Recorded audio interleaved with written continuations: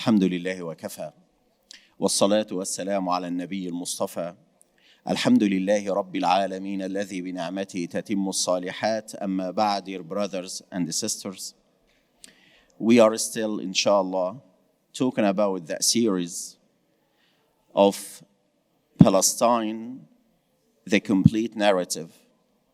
And tonight we are going to continue the discussion about the myth that Palestine is the homeland of the children of Israel or the Jews, and they have the right to return to it. Again, I said this is the myth we are going to still discuss tonight. And last time, or last session, we came to the point of the exodus of the Jews out of Egypt. When Allah subhanahu wa ta'ala sent Moses or Musa alayhi salam to save them and take them away from the torture and that kind of slavery under the ruling of the Pharaoh of Egypt. And subhanallah, they have just crossed the sea, and they had that great miracle walking on the sea, and they have seen with their own eyes the Pharaoh was drowning while he was moving on the same path. And subhanallah, they just crossed, and they started seeing some people worshiping idols or trees, and they called on Musa alayhi salam saying, اجعل لنا آلهة كما لهم آلهة. Oh Musa, you know those people are worshiping the idols, so can you make us an idol so we worship the idol like those people? They just crossed the land. It was not that many years. And then they started worshiping the cow. And we know the story, but it's not the point.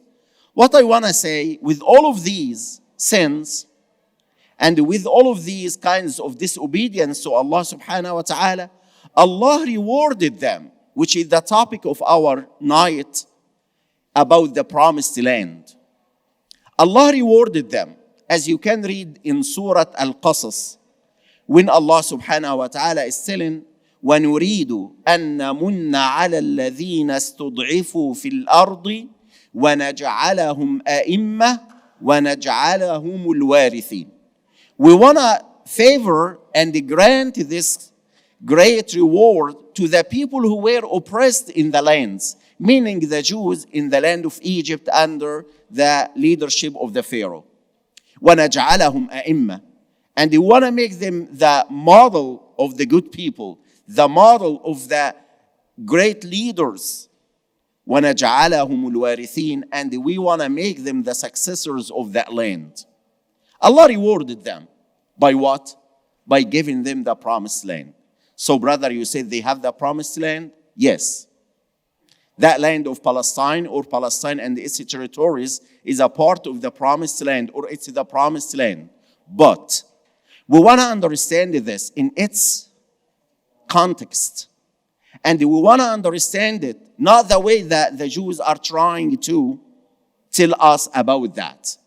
We have that great narration of the story, or the narration of this great story in Al-Quran in Surah Al-Ma'idah, in just 6 verses. So what happened is, or what's the story of the promised land?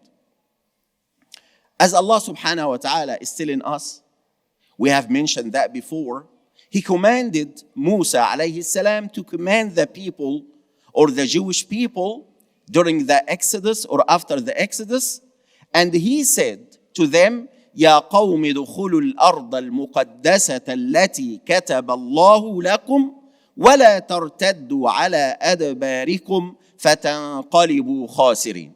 O my people, Musa is talking to the Jews, O my people, you need to I was commanded that you should enter the land that Allah has prescribed for you, which is the land Palestine and its territories.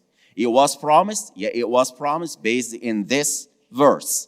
As what, from our understanding, as the reward of keeping the oneness of Allah and worshiping Allah with all the torture, the slavery, and that kind of oppression they were facing in Egypt under the leadership of the Pharaoh at that time.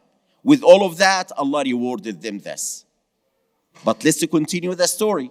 And do not turn back into your heels so you'll become the losers. This is how is it. And the question is, because we will need this now, we're going to elaborate on that. Did they do that? No, they refused. But before coming to this, let's elaborate on the story. Musa alayhi salam, when he was commanded to enter that land, he sent 12 people called the An-Nuqaba, 12 of the leaders of the people of the Jewish people at that time. And he told them, go to that place, which is Palestine and its territories right now. As we said, it was governed by the Amalekites, Al-Amalek, those giant people. Go and spy on them. And they come back with the knowledge about those people, so we are going to get into war. We want to know what's going on. We want to get ready for that war. So he sent those 12 people to get that knowledge about the people who are going to fight, about the place who are going to enter and fight and have a war in. And all of a sudden, when they came, and before they come actually, Musa alayhi salam knew the children of Israel very well. He knows they are a kind of people who gets afraid very easily. They will not like to exert in a kind of effort to have that granted from Allah, which is the promised land. So he told the 12 people, when you come back, never tell anything to anyone of your people. Keep everything secret. Don't say anything. But unfortunately, 10 of those 12 people came back and they started talking to their friends, their families, about what they have seen inside Palestine. How those people are giant. How those people cannot be defeated. The people came very afraid to death. And they started that rebel against Musa, and they did not obey Musa alayhi salam, though the command is coming from whom?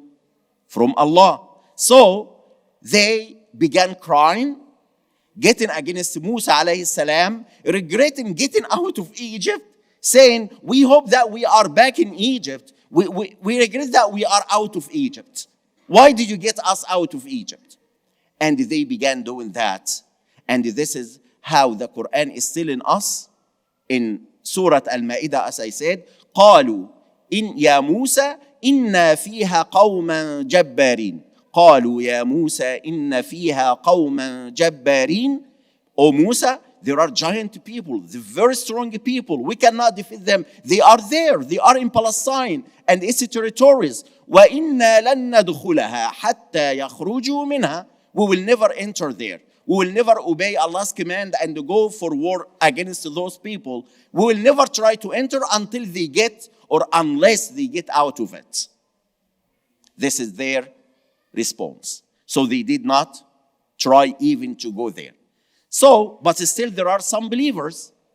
2 men, just 2 men, replied and they said, as Allah mentioned, قال رجلان من الذين يخافون أنعم الله عليهم ادخلوا عليهم الباب فإذا دخلتموه فإنكم غالبون. 2 men amongst them emerged and gave the advice, O people, why do you disobey the Prophet of Allah and disobey the command of Allah? Just get into the gate of the city. Start the process.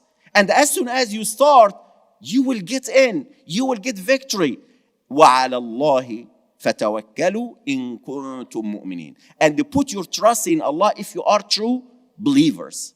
But they insisted. They said what? قَالُوا يَا مُوسَى إِنَّا لَن نَدْخُلَهَا أَبَدًا مَا دَامُوا فِيهَا. O Musa, certainly we will never enter that place since those people are there.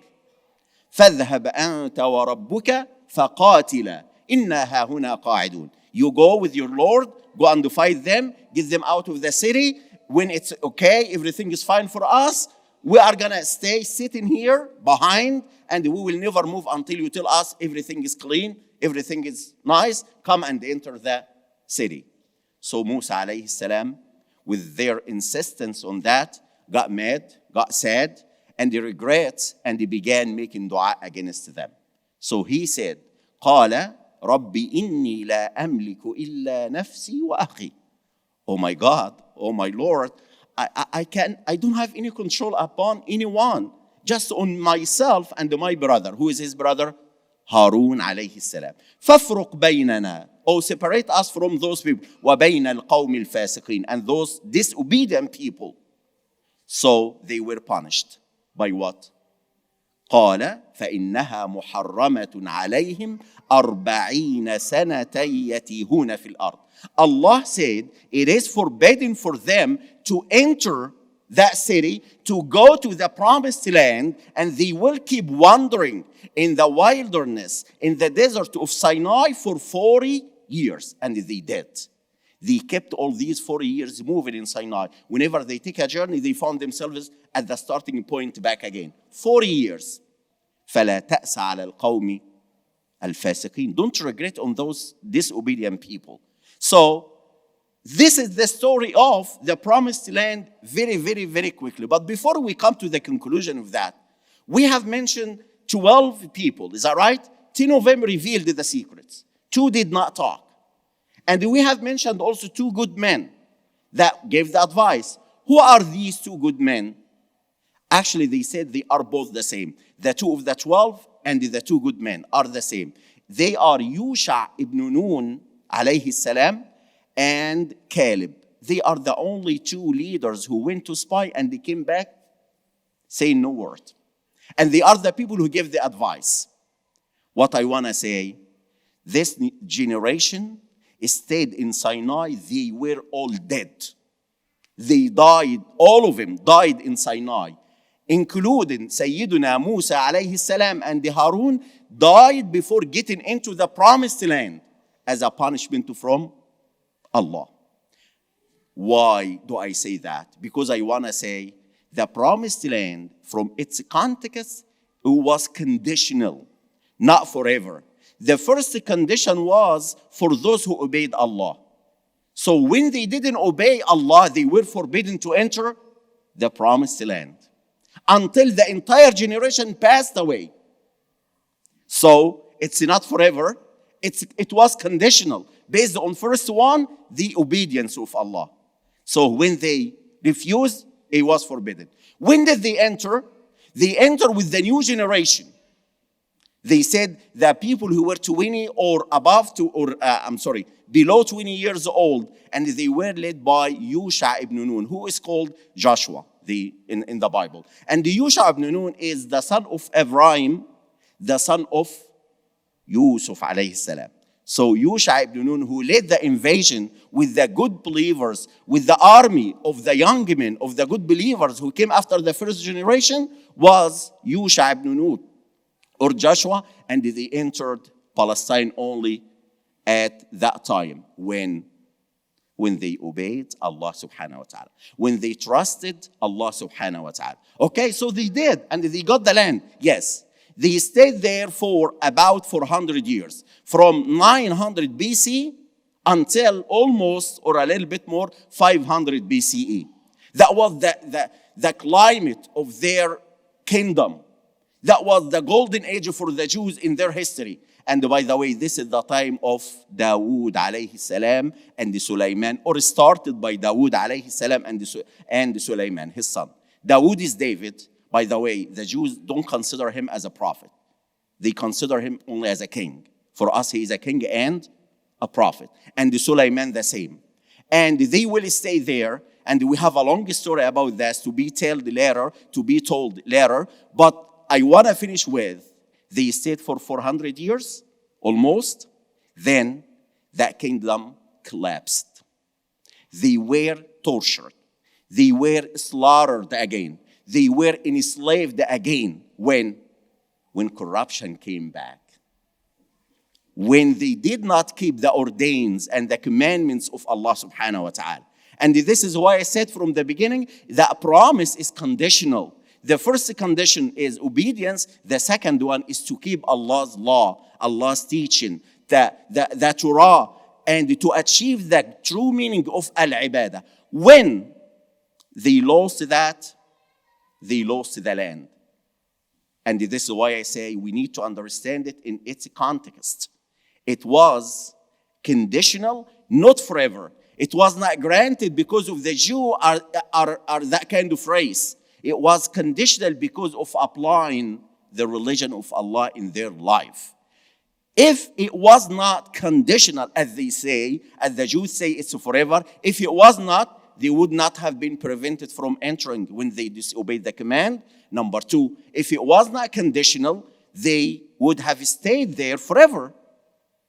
And as I said, they were enslaved again, tortured, slaughtered, and they kicked out, exiled from Palestine again at that time to go to or by the Babylonian. And we have a long story to talk about their exile or the second move out of Palestine again, and we'll talk about this. اللهم انصر إخواننا المجاهدين في فلسطين يا رب العالمين. اللهم انصرهم على من عاداهم يا رب العالمين. اللهم احقن دماءهم يا أكرم الأكرمين. اللهم كن لهم ولا تكن عليهم. اللهم كن لهم ولا تكن عليهم. اللهم كن لهم ولا تكن عليهم يا رب العالمين. اللهم انصر من نصرهم واخذل من خذلهم. اللهم انصر من نصرهم واخذل من خذلهم يا رب العالمين. اللهم لا يهزمون وأنت وليهم يا رب العالمين. اللهم اهزم جيش اليهود المعتدين يا رب العالمين. اللهم اهزم جيشهم يا رب العالمين. اللهم وفل حدهم يا رب العالمين. اللهم شتت شملهم وشمل من عاونهم يا رب العالمين.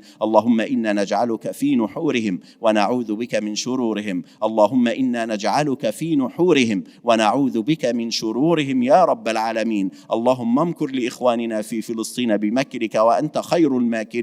اللهم امكر لهم بفضلك وأنت خير الماكرين. اللهم امكر لهم بفضلك واحقن دماءهم يا رب العالمين. وآخر دعوانا أن الحمد لله رب العالمين والصلاة والسلام على المرسلين وجزاكم الله خيرا.